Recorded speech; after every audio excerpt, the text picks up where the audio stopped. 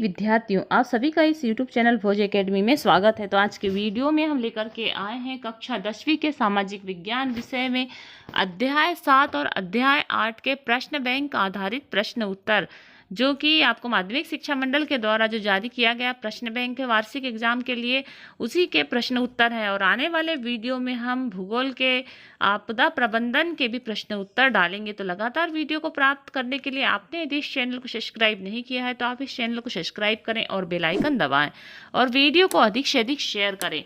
तो अब हम देखते हैं ब्लूप्रिंट इसका इस अध्याय से कितना है। तो अध्याय 7 और अध्याय 8 से कुल 11 नंबर के प्रश्न पूछेगा और 11 नंबर के प्रश्न में एक बहुविकल्पी रहेगा, एक सही जोड़ी का प्रश्न रहेगा और एक 4 अंक का प्रश्न और एक 5 अंक का प्रश्न रहेगा। अब हम देखते हैं बहुविकल्पी प्रश्न जो कि 1 नंबर में पूछे जाने वाले। ब्रिटिश ईस्ट इंडिया कंपनी की स्थापना कब हुई? तो ब्रिटिश ईस्ट इंडिया कंपनी की स्थापना 1600 ईस्वी में हुई थी। सन 1857 के स्वतंत्रता संग्राम में बुंदेलखंड के प्रमुख सेनानी थे तो तात्या टोपे थे।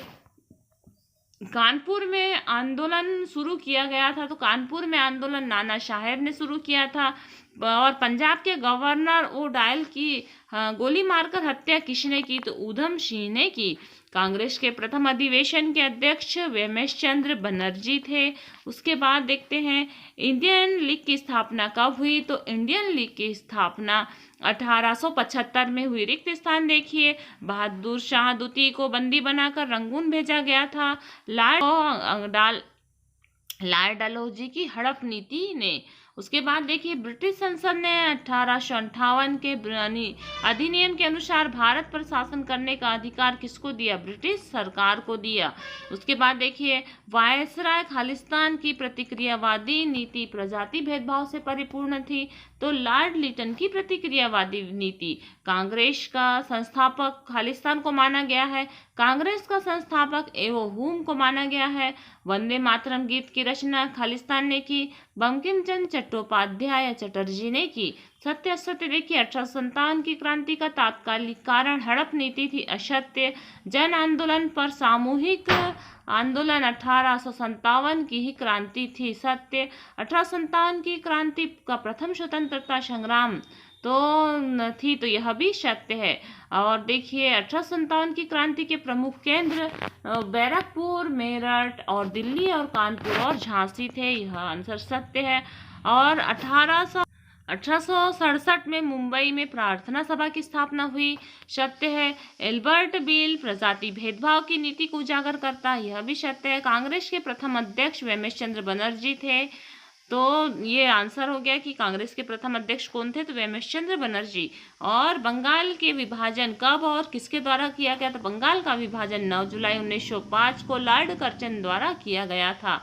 1857 की क्रांति का तात्कालिक कारण क्या है? बैरकपुर छावनी में 29 मार्च 1857 को मंगल पांडे नामक सैनिक ने एक चर्बी वाले कारतूस को भरने में से इनकार कर दिया और उत्तेजित होकर के अंग्रेज अधिकारी की हत्या कर दी। फलस्वरूप उन्हें बंदी बना करके 8 अप्रैल 1857 को फांसी दे दी गई। उसके बाद अगला प्रश्न आता है 1857 ईस्वी की क्रांति कब और कहाँ से प्रारंभ हुई? 10 मई 1857 को मेरठ से प्रारंभ हुई। 1857 की क्रांति के प्रमुख 4 केंद्र कौन कौन से हैं? तो दिल्ली, मेरठ, झांसी और बैरकपुर थे। उसके बाद हम देखते हैं 1857 की क्रांति के क्या प्रतीक चिन्ह थे? तो 1857 की क्रांति के प्रतीक चिन्ह रोटी और कमल का फूल था। फिर देखिए सही जोड़ियां, बेगम हजरत महल, तो बेगम हजरत महल कहाँ की महारानी थी? तो यह अवध की महारानी थी। उसके बाद देखिए मंगल पांडे, तो मंगल पांडे का संबंध बैरकपुर छावनी से था। तात्या टोपे, तो तात्या टोपे देखिए, तो ये तात्या टोपे को शिवपुरी में फांसी दी गई थी। नाना साहेब, तो नाना साहेब बिठूर के थे निवासी और बहादुर शाह जफर का संबंध दिल्ली से था, दिल्ली के महाराजा थे। और स्वामी विवेकानंद तो रामकृष्ण मिशन थी। आपकी सही जोड़ियां हो गई जो कि 1 नंबर में पूछा जाने वाला है। अब हम प्रश्न देखते हैं जो 4 नंबर और 5 नंबर के हैं। तो भारतीय शासकों में असंतोष के क्या कारण थे? अंग्रेजों की राज्य विस्तार की नीति के कारण भारत के अनेक शासकों और जमींदारों में असंतोष व्याप्त था। लॉर्ड वेलेस्ली की सहायक संधि व्यवस्था और लॉर्ड डलहौजी की हड़प नीति के कारण अनेक राज्यों का अंग्रेजी साम्राज्य में जबरदस्ती विलय कर दिया गया और अंग्रेजों ने पंजाब, सिक्किम, सतारा और जयपुर, संबलपुर, झांसी, नागपुर आदि राज्यों को अपने अधीन कर दिया था। सरकार ने अवध, तंजौर और कर्नाटक के नवाबों की राजकीय उपाधि समाप्त कर दी, राजनैतिक अस्थिरता की स्थिति उत्पन्न कर दी और अंतिम मुगल सम्राट के प्रति अंग्रेजों का व्यवहार अनादरपूर्ण होता चला गया। इन परिस्थितियों में शासक परिवारों में घबराहट फैल गई और इन राज्यों पर कब्जा किया जहां के सैनिक, कारीगर तथा अन्य व्यवसायों से जुड़े लोग भी प्रभावित हुए। अंग्रेजों ने अनेक सरदारों और जमींदारों को उनकी जमीन छीन ली। इसके कारण इन जमींदारों में कार्यरत व्यक्ति बेरोजगार हो गए। इसका अर्थ बताइए। बहिष्कार आमतौर पर नैतिक, सामाजिक और राजनीतिक तथा पर्यावरणीय कारणों के लिए विरोध की अभिव्यक्ति के रूप में किसी व्यक्ति, संगठन और देश के उपयोग से स्वैच्छिक और जानबूझकर रोकथाम का कार्य है। बहिष्कार का उद्देश्य किसी आपत्तिजनक व्यवहार को कुछ आर्थिक नुकसान कर या नैतिक आक्रोश पर मजबूत बनने की कोशिश करना। भारत में गांधी जी ने जलियांवाला बाग हत्याकांड और रोलेट एक्ट का विरोध और ब्रिटिश सरकार की वादा खिलाफी का विरोध और स्वराज्य पार्टी आदि उद्देश्य के लिए सहयोग और असहयोग और बहिष्कार का रास्ता अपनाया था। अगला प्रश्न देखते हैं हम। राष्ट्रीय जागृति के विकास में किन समाचार पत्रों की भूमिका थी? तो राष्ट्रीय जागृति में के उदय में साहित्य और समाचार पत्रों का विशिष्ट महत्व है और भारतीय समाचार पत्रों में अंग्रेजी प्रशासन का समीक्षात्मक वितरण समाचार पत्रों के माध्यम से प्रकाशित होने लगा। भारतीय समाचार पत्र में संवाद कौमुदी, अमृत बाजार पत्रिका और मुंबई समाचार, केसरी मराठा और हिंदू पेरियड और स्वदेशी मित्रम, आर्य दर्शन आदि ने राष्ट्रीय चेतना के विकास में सहयोग किया और प्रेस ने भारतीय चेतना को प्रोत्साहित किया और राजनीतिक शिक्षा प्रदान की। अगला प्रश्न आता है, कांग्रेस की स्थापना का क्या उद्देश्य है? लिखिए।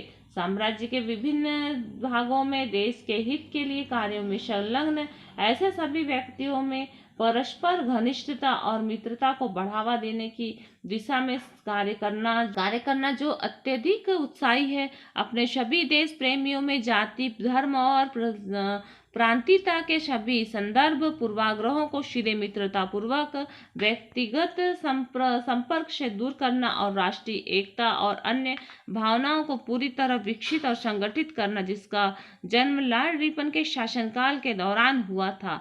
तात्कालिक, महत्वपूर्ण और ज्वलंत सामाजिक समस्याओं के बारे में शिक्षित वर्ग के परिपक्व व्यक्तियों के साथ पूरी तरह से विचार विमर्श करने के बाद बहुत सावधानी से उनका प्रमाणीकरण और लेखा जोखा तैयार करना।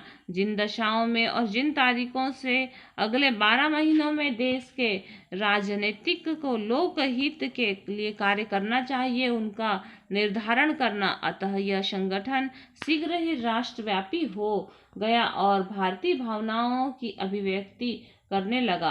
अंग्रेजों की आर्थिक शोषण ने भारतीय कुटीर उद्योगों को किस प्रकार से प्रभावित किया? भारत में ब्रिटिश सरकार की आर्थिक नीतियों के कारण भारतीय उद्योग नष्ट हो गए और औद्योगिक क्रांति के पश्चात इंग्लैंड में सूती वस्त्र उद्योगों के विकास के कारण तथा यूरोप के आयातों पर प्रतिबंध और के कारण अंग्रेजी सरकार ने भारतीय उद्योगों को नष्ट करने की नीति अपनाई। भारतीय कुटीर उद्योग पैमाने के उद्योगों को तेजी से पतन हो गया और क्योंकि वे इंग्लैंड के कारखाने के बने माल की प्रतियोगिता विदेशी सरकार की शत्रुतापूर्ण नीति के कारण न कर सके। अब वह ब्रिटिश उद्योगों के लिए कच्चे माल का उत्पादन करने लगे और भारत का विदेशी व्यापार भारतीय व्यक्तियों के हाथों से निकल गया और भारत में निर्यात होने लगा और माल पर पूंजी की दर विदेशों में पहुंचा दी गई और इंग्लैंड की निर्मित वस्तुओं के आयात पर पूंजी छूट देकर और उन्हें भारतीय बाजार में भेजा जाने लगा। भारत का धन निरंतर निष्कासित होता गया, जिससे आर्थिक ढांचा लड़खड़ा गया। अगला प्रश्न आता है, भारत में राष्ट्रीय जागृति के विकास में पश्चिम के विचारकों की भूमिका।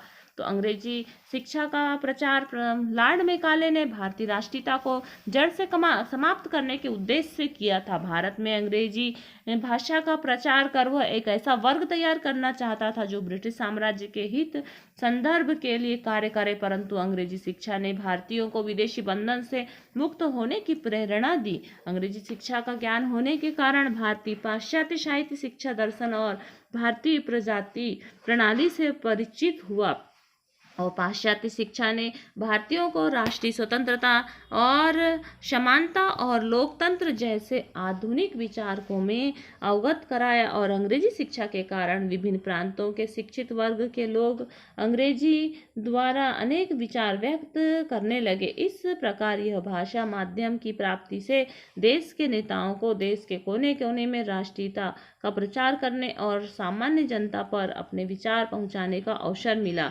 अगला प्रश्न आता है 1857 में के संग्राम को प्रथम स्वतंत्रता संग्राम क्यों कहा जाता है? भारत में पहला प्रभावशाली आंदोलन 1857 की क्रांति है। यह भारत का पहला स्वतंत्र आंदोलन था। इस क्रांति ने अंग्रेजों की जड़ों को हिला दिया और इससे पहले कि बेलूर और बैरकपुर और बुंदेलखंड में विद्रोह हुआ और जिनको अंग्रेजों ने कुचल दिया, किंतु इन विद्रोह में 1857 ईस्वी के क्रांतिकारी को बड़ी प्रेरणा मिली और वीर सावरकर, अशोक मेहता और अन्य भारतीय इतिहासकारों ने 1857 की इस क्रांति को प्रथम स्वतंत्रता संग्राम का नाम दिया। अगला प्रश्न आता है 1857 के क्रांति के प्रमुख जो कारण थे उनका वर्णन करो। तो उनकी क्रांति के प्रमुख कारण थे, एक तो है राजनीतिक कारण था, उसके बाद देखते हैं हम कि भाषा और भारतीय भाषा, संस्कृति और परंपरा पर आघात, तात्कालिक कारण और सामाजिक और धार्मिक कारण। यह इसके 4 प्रमुख कारण थे जो कि आपको पुस्तक में बहुत अच्छे से दिए हुए हैं। उसके बाद आता है 19वीं शताब्दी के अंतिम दशक में किन कारणों से उग्र राष्ट्रवाद को प्रोत्साहन मिला? तो उग्र राष्ट्रवाद को प्रोत्साहन उदारवादियों की कार्य पद्धति के प्रति असंतोष, संवैधानिक आंदोलनों की विफलता, ब्रिटिश शासन की प्रतिक्रियावादी नीति और चौथा पॉइंट है ब्रिटिश सरकार की आर्थिक नीति और 19वीं शताब्दी के उत्तरार्ध में सामाजिक, धार्मिक और सांस्कृतिक आंदोलन।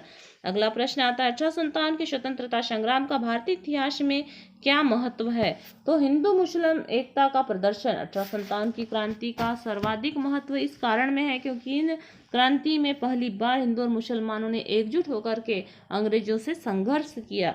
नवीन उत्साह की भावना का उदय हुआ। 1857 की क्रांति के पूर्व भारतवासी अंग्रेजों को अजय समझते थे, परंतु उन क्रांति के पश्चात उनका यह भ्रम टूट गया और क्योंकि अनेक स्थलों पर अंग्रेजों को जो भी भीषण पराजय का मुंह देखना पड़ा। क्रांति में किसानों का भाग लेना और यातायात और संचार के साधनों का अपूर्व विकास होना।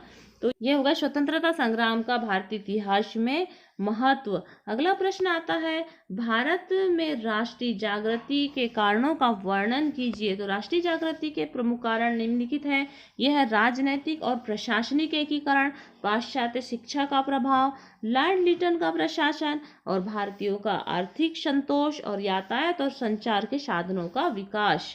उसके बाद उदारवादी और की कार्यविधि और उग्रवादियों की कार्यविधि स्पष्ट कीजिए। तो उदारवादी और उग्रवादी दोनों की कार्यविधियों में अंतर था। उदारवादी ने अंग्रेजी शासकों के अधीन रहकर आर्थिक सुधार के पक्षधर थे, जबकि उग्रवादी अंग्रेजों की आर्थिक प्रगति में बाधक मानते थे और अंग्रेज साम्राज्य का अंत करना चाहते थे।